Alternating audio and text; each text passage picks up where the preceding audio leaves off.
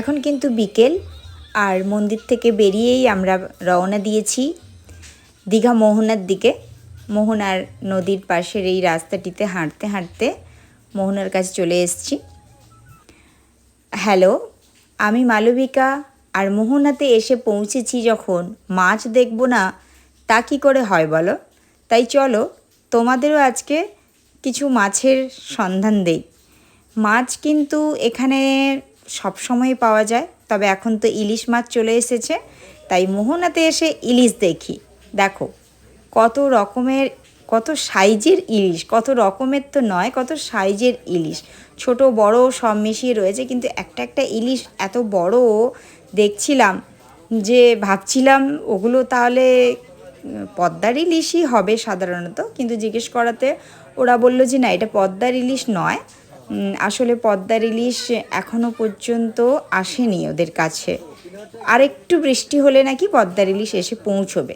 তবে এই ইলিশগুলো দেখো ভীষণ বড় বড়, আর পমফ্রেট মাছ রয়েছে, ভেটকি মাছ রয়েছে, চিংড়ি মাছ, কাঁকড়া, বিভিন্ন রকমের মাছ।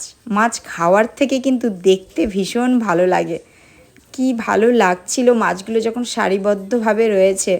আর এখানে তো একজন পুচকি বসে আছে, পুচকি মাছগুলো পাহারা দিচ্ছে, মাছে যে মাছি বসছে, বারবার জল দিচ্ছে ওগুলোতে, খুব ভালো লাগছে। এইবার দেখো ইলিশ মাছগুলো বেশ বেশ বড়। এই যে ইলিশ মাছটা দেখছো, এগুলো মোটামুটি তোমার ওই 1.5 কেজি এরকম ওয়েট আছে, 1 কেজি 300 400, কোনোটা 1.5 কেজি, কোনোটা 1 কেজি 700 800, এইরকম ধরনেরও ওয়েট রয়েছে। এই মাছটা দেখেছো, এই মাছটার কিন্তু ওয়েট ছিল 1 কেজি 600। এরকম প্রচুর ইলিশ মাছ রয়েছে, ঝুড়ি ঝুড়ি ইলিশ মাছ রয়েছে।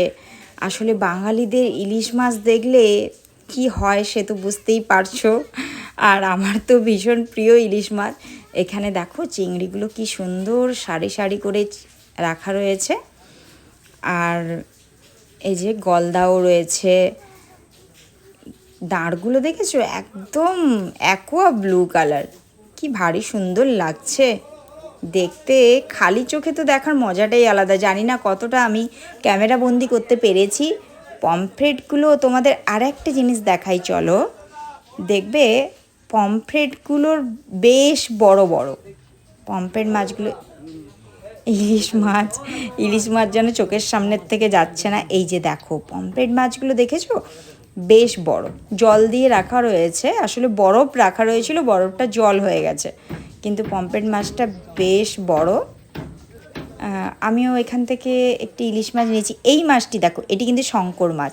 বলো তোমাদের কোন মাছটা ভীষণ প্রিয়?